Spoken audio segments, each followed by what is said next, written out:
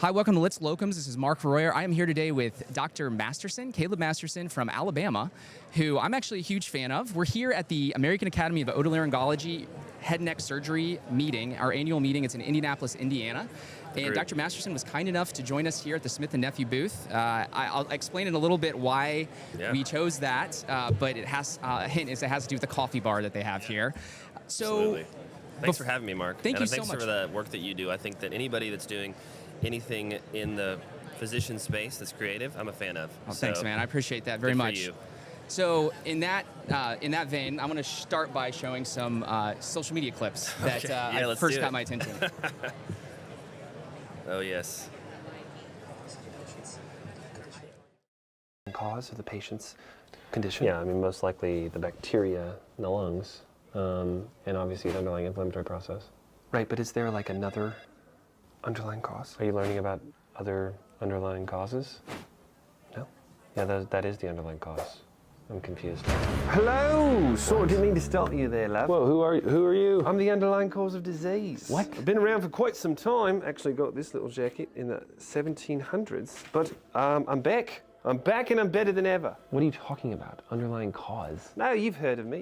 You've read your textbooks about me. No, I haven't always had the same name, of course. No.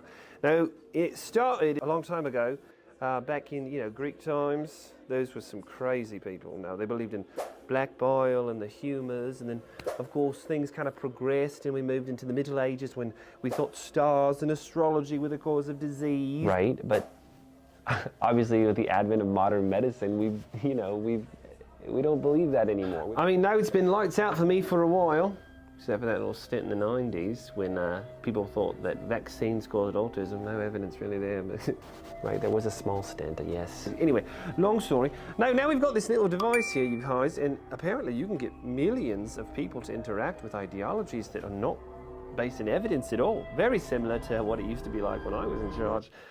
But there's talk that I might be back in charge. People don't trust institutions anymore like the NIH or doctors or hospitals. Now it's all about these multi-million-dollar, what's the word that you use? Oh, influential people or something or other. No, I mean, no, but we find ourselves at a little, there's a time period here, but we're going to come out of it, right? You trust these profiteering people more than medical professionals, so I'm, back. Underlying cause of disease, mitochondrial dysfunction.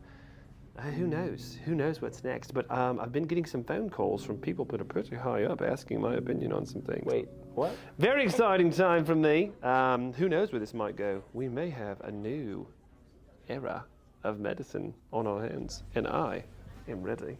Toodaloo. What?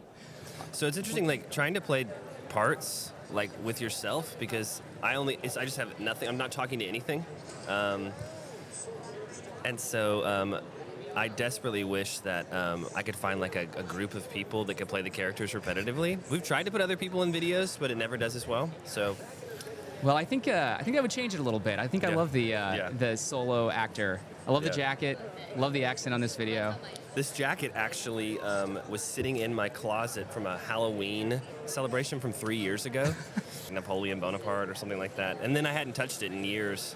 And then, just all the medical misinformation that's out there right now, we decided to make a comedic spoof of someone that was influencing the influencer. Okay, so I love it. That's great, right? Yeah, social media. That's what I'd love to know. How you got started in social media? I mean, clearly you now have a videographer. You've really the game is amazing that you have going on here. I'd love to know the origin and then how you find it to be most useful. Is it for patient engagement and patient flow into your practice, or is it so that I guess annoying dudes like me will call you up and direct message and say, hey, how about you come and meet me at the Smith & Nephew booth? Yeah. So number one is just like joy. I mean, I get so much joy from being creative. It's a big outlet for me. I almost pursued a career in music before going to medical school, and so this is just that creative outlet that I always, and now it exists. We're in this really weird time in life to where there's almost no cost for entry. You can just pick up a camera, pick up a phone, and start talking. And that obviously has some consequences associated with it for some, but also some positive. So that's number one, just absolute joy I get from it. Number two is I think, and I hope all physicians listening to this kind of lean into this a little bit, or just medical providers in general. that there's something to be said about building a personal brand, and kind of with what you're doing. I mean, you're setting yourself apart as a physician that's almost a voice of locums, right? And so, like, whatever you're passionate about, I'm passionate about comedy, I'm passionate about being creative, but there are physicians that are even ENTs that are passionate about reflux, that are passionate about voice therapy, that are passionate about head and neck. All of those things. If you're passionate about it, all the knowledge is in you. Just talk about it. And people want to hear from experts anyway. So physicians are uniquely set up to be successful on social media if you want to be. It's just being consistent and persistent. What pitfalls have you either run into or either see with social media? I mean, you have a lot of followers, you're posting frequently. Yeah. I'm sure there are pitfalls. What So number one, the warning would be psychologically, right? So if you find your value in the engagement that you get, that can be a big psychological hang up for a lot of people. Addiction, I actually did a... thank you, I really appreciate you saying that. He's amazing, Thanks so right? much. Appreciate it. No, you're good. It's funny, man. We just had a fan interruption. So yeah, we did, and I'm trying to get back on topic here. We're talking about pitfalls and okay. psychological. Yeah, so, I actually did a lecture on this yesterday, but the same methodology psychologically that we use to get people engaged in social media platforms, that hook model, is what you can use to get people engaged in therapeutics. But it's dangerous, right? So if I'm trying to log on every day to pull the slot machine to try to hit the jackpot, and that's my primary end goal, that leads to addiction and psychological depression. But if my primary purpose is just posting to engage and to find joy, fulfillment, then that's wonderful. So number one would be like psychological. Number two is just being smart, right? Like the moment you say I'm a physician and you post something online, you have to be willing to receive the consequences of everyone's interpretation of that.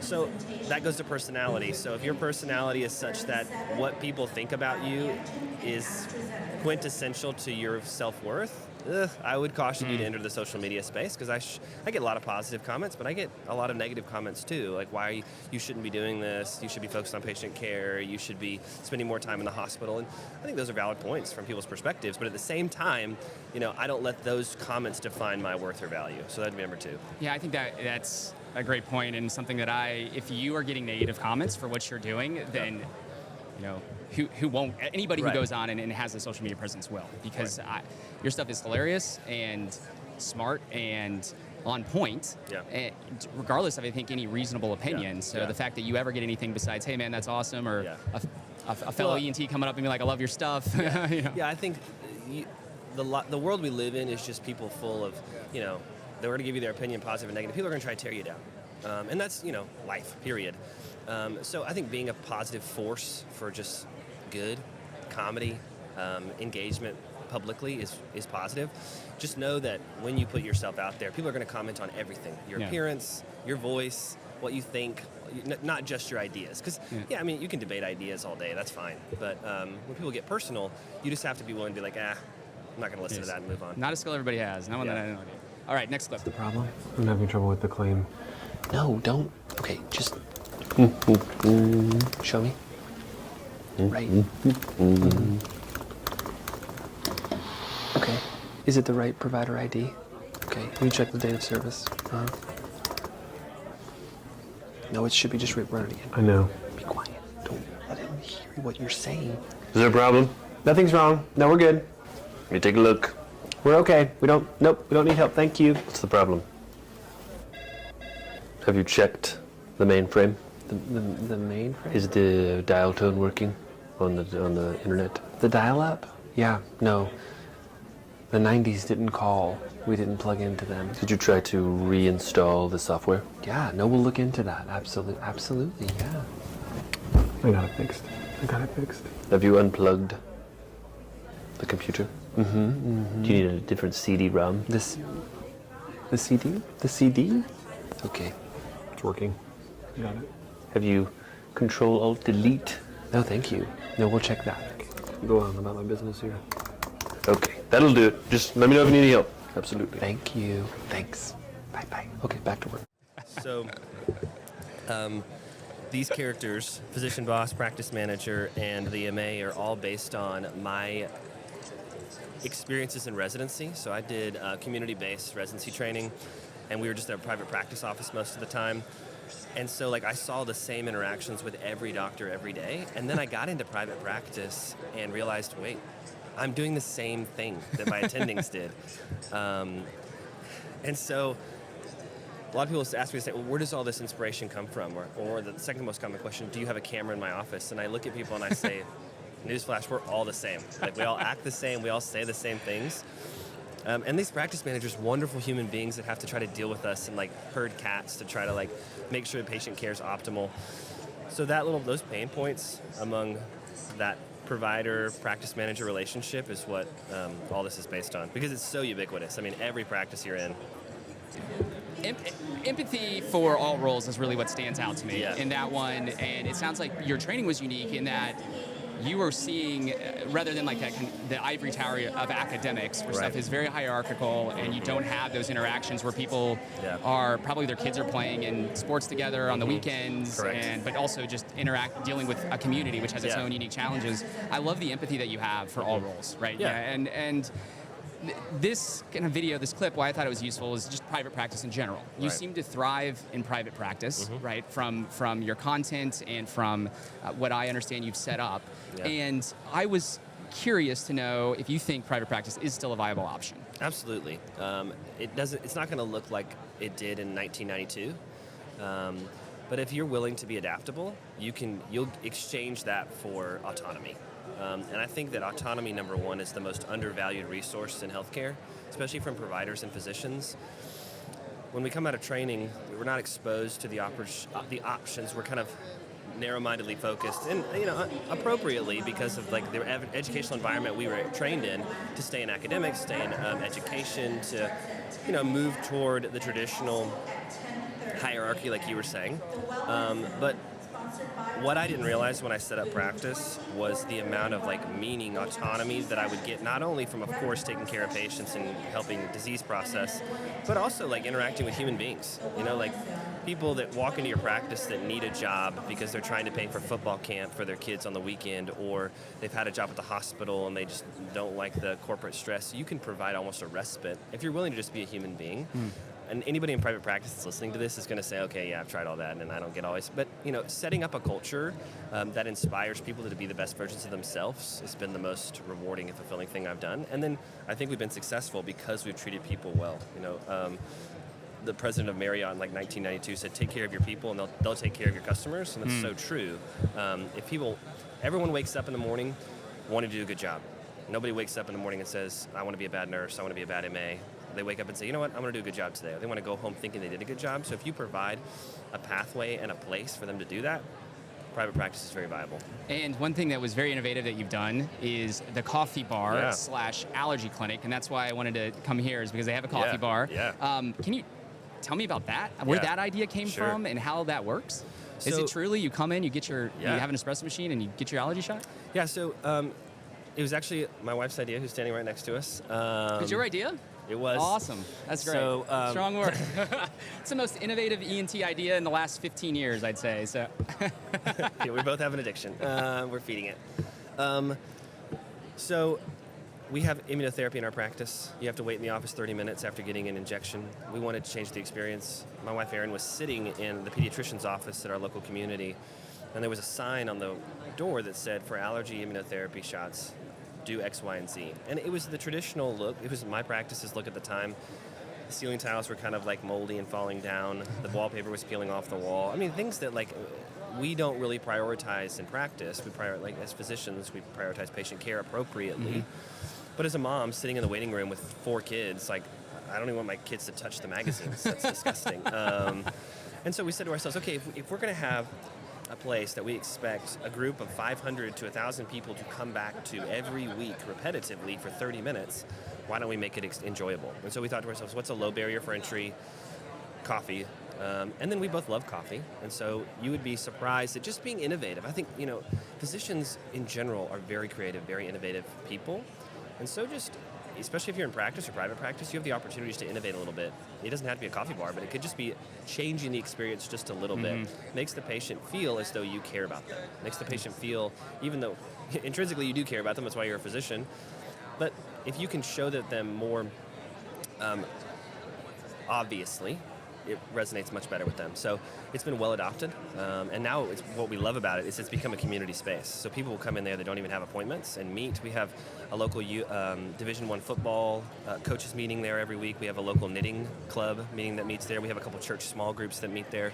So it's truly a community space that we really like. That's one thing that we're missing a lot in communities I've been reading about and experiencing is that third space. Like, doesn't Correct. really, you have work, you have home, yeah. but where do you go to have those type of events? So, wow, it's great that you do that. So, all right, next clip. If you start to break out of the cycle, it look like, let me tell you, you start to feel calm in situations of urgency. Well, we're going to figure it out. We're going to get through it. My emotions are not going to affect the outcome here. You start to assume responsibility, and this is the biggest one. When you hear an outcome, instead of immediately blaming someone else, you're saying, okay, what did I say or communicate that didn't make it make sense? You start to coach instead of criticize.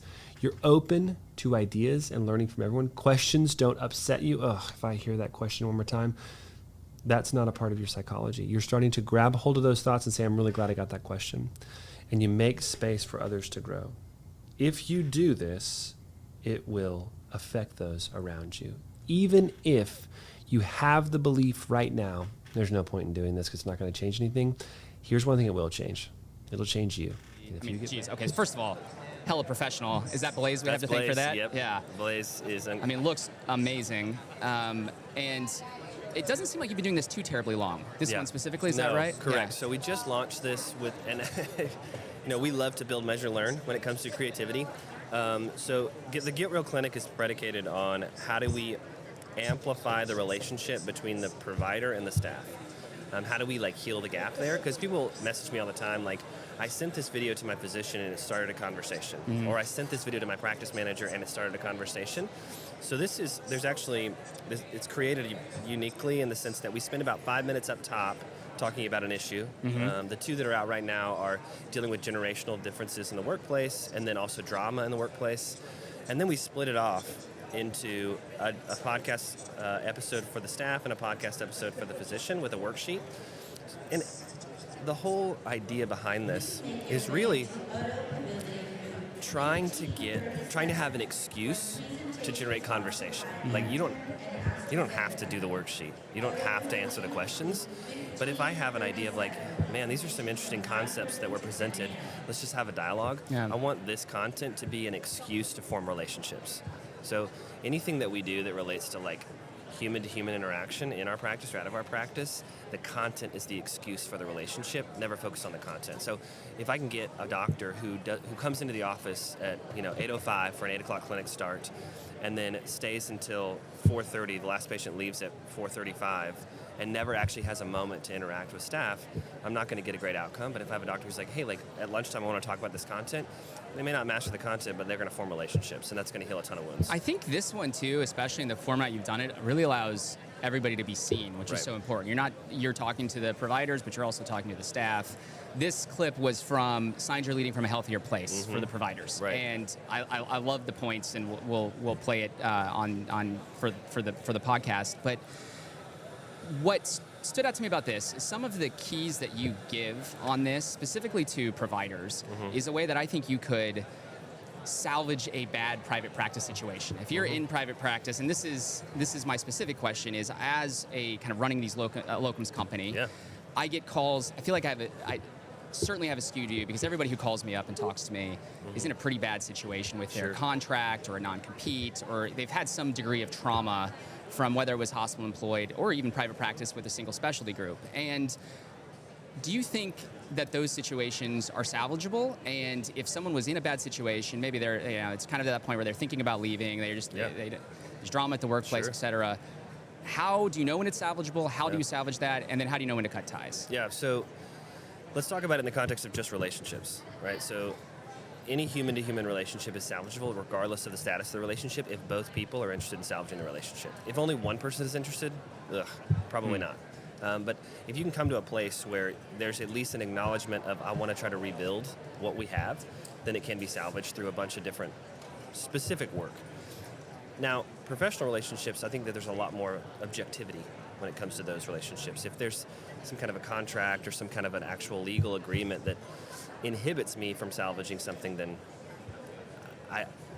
there's not a lot of opportunity in that moment. But I'm a firm proponent, especially like Aaron and I do a lot of work in the marriage space. And so if there's a couple that is in a really bad space, but both are interested in salvaging that relationship, it's definitely possible. Same couple where they're in a bad place, but one is interested and the other one has contempt. Gosh, nothing's gonna come out of this. So the same thing is true with a professional relationship. If I'm a physician and the practice manager or the staff or the CEO is clearly wanting to salvage the relationship, but there's contempt to the organization, it's gonna be tough to salvage that. Yeah, excellent points. Celebrate my kids' birthdays, I typically go all out. This year we went to Universal and had a guide take us around the park so we could have backstage access to roller coasters and also jump the line so we could ride it as many times as we wanted. You know what? I can't do that as well as I used to be able to. In my 40s now, and so after one or two times through those intense roller coasters, the guide can take him as many times as his teenage body can allow him to do it.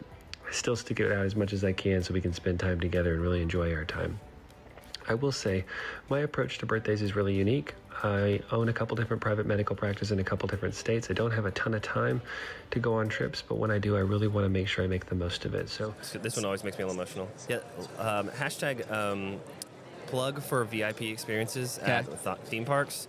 So anybody that runs a practice or is a physician, like your time to take off is obviously limited. So I highly recommend if you go to any of these major theme parks, they always have a VIP experience, and you can definitely make the most of your time there, riding roller coasters, watching shows. But my primary objective when it comes to fatherhood is getting back to relationships. I want my child to understand that like I'm their biggest fan, and that no matter what life happens, like one of our family core values is staying connected. So regardless of how busy we are, regardless how much I'm on call, regardless of how much stress there is to the practice, we prioritize connection. So if that's like touching base for 5 minutes at the end of the day to talk about how school was, I'm going to talk about like where your grades are and what your discipline actions are and all that stuff secondary to connection. And so that's what this trip's all about. It's really just making sure I always maintain connection very intentionally with every child that I have, which there's so many of them now. You have 4, is that right? That's right. Yeah. So that video, when I saw that, we're taking that trip next week. Oh man! So we're going to Epic You're Universe. We're have doing such a good time. Now we don't. I clarified with Allie, and she said we're not doing the private guide, but apparently there's like different tiers. There is, so like there's like a 10-person one. Yes, that's we'll have amazing 5 too. of them, so 100%. 5 of the spots. So hopefully we'll still be able to skip some you lines. will absolutely be able to. Yeah. And the parks, honestly, Epic specifically. I know this is beyond the scope of this podcast, but. Is a really, really cool small park, so you'll be able to do a ton in a short amount of time. Well, great. Well, now I'm very much looking forward to it. Absolutely. And you make a point in that clip that you work a lot, you're busy, and so waiting in when you do travel, you want to make the most of it. Absolutely. And I think that is a really good point, because if you look at the price of those experiences, sometimes you're like, oh, geez, like that. How do I? I don't make that much an hour, but it's kind of beyond that, right? I mean, it's making you don't have that much time off. Correct. So how do you maximize that to make great memories with your kids? So Yeah. I love that you do that. You touched on this a little bit, but how do you balance your professional work, all of your endeavors, with family time? 4 kids, a wife who. It sounds like you guys. Do you work together? Is she like? Because I know she came up with the coffee bar. I just found out. Yeah. So. We used to. She used to be my controller. Okay. Erin is standing off to the right now. She's probably the most talented person that I know. I mean, this woman taught herself how to flip a home alone. So I'm talking about building subfloor, redoing plumbing, redoing electrical, redoing roofing. So the number one thing in our marriage to make sure that we do is to like support each other in each other's endeavors. So Erin is 100% supportive of what I'm trying to do, experientially, entrepreneurially, fatherhood perspective, and then I'm 100% supportive of what she's trying to do. We weren't able to make working together work best for our family. We wanted our family space, our family time to be totally devoid of like professional conversations. So when we're at the dinner table, I don't want to be talking about a balance sheet. I don't want to be talking about a P&L. I want to be talking about like, how was your day? And I want the kids to be involved in those dialogues. So I would say number one for us is intentionality. Because it can be so busy. Erin's got 2 or 3 home projects she's working on. I have the practice. And the kids have a ton of sports stuff, but when we're at home, we have really intentional time. We're going to eat together as a family for dinner, and then we're going to go upstairs and have a discussion about our day. This is going to maybe sound a little too intentional for some, but buckle up. We're ready. Every day at 8 o'clock, we sit down as a family and we go through a specific conversation about goals the kids have set. We talk about wins for the day. We talk about a little lesson on some type of American history or general global history, and then we do a Bible lesson. And we take turns as a family talking about that. One person will take a lesson. If it's the 4-year-old taking a prayer or whatever, everyone's engaged in the dialogue, just to make sure that we're being intentional. Now, I'm not going to say we have a Little House on the Prairie style family. There's some nights when some kids punching me in the face, and I'm like, sit down in that chair. We're gonna do this tonight, right? But it's always I want my kids to leave, and I want my their childhood with mom and dad had a ton going on, but they always had time for us. Jeez, man. Well, talk about making me feel go from feeling like a mediocre parent to a crap parent. Whatever, That's man. impressive. That is really great. Yeah. So trips like this, how often are you able to get away and do that? So I have 4 children. That's older. So their ages are 14, 11, 9, and 4. Okay. Once they turn 5, I let them choose. We can go on a weekend trip with dad, or we can have a traditional birthday party. Okay. So this year, my oldest 14-year-old chose the trip. My 9-year-old chose, the Sky Zone trampoline park birthday party. So our kids are hot into that right now. Yeah. So it's up to each kid. Their personalities are different. My oldest, he's much more, I would say, interested in thrills, experiences, sports, not as much social interaction, but then my 9-year-old's very social. And so it just depends on the kid. Let me know the either best or worst life advice you've ever received. Oh, gosh. Worst would probably be never let them see you sweat. I believe what's trying to be communicated in that statement is don't be vulnerable. And I think vulnerability is the key to courage, especially in human relationships. If you're willing to be vulnerable, and I'm not talking about crying on somebody's shoulder, but being willing to stand up in front of your wife and say, man, I muffed it at work today, and I don't know how I'm going to make it. I don't know if this patient's going to make it. Or you're talking to your staff, man, I really made a poor business choice, and it's going to cost us, and I really appreciate you guys being involved. Being vulnerable with patients, being honest about diagnostic processes. I think all of that requires courage, but also builds trust in every relationship. It's so true. I found that personally to be the case. Sometimes selling a patient, I don't know what the hell's going on here. We've tried this, we've ruled out some bad stuff, but I don't know. And sometimes that does, I think, frequently build trust to show that you're willing to know and say when you have reached kind of your limit of whatever's going on with them and done all you can do, and then we'll work with them to figure out a path forward. So I totally agree. Yeah. Awesome. So we do what's called Fast 5 on various topics, kind of unrelated to locums or practice. All right, Fast 5 Coffee Edition. Okay. All right, and if your wife would like to join us, that's totally that would be totally awesome. Do you want to be part of the Fast 5? We have a Fast 5 Coffee Edition. I'd love to hear from you if you don't mind hopping in. Yeah. I'm not as good a speaker as he is. You just answer quickly. So yeah, very fast. Well, I'm really bad at it. All right, so Aaron and Caleb Masterson, Fast 5 Coffee Edition.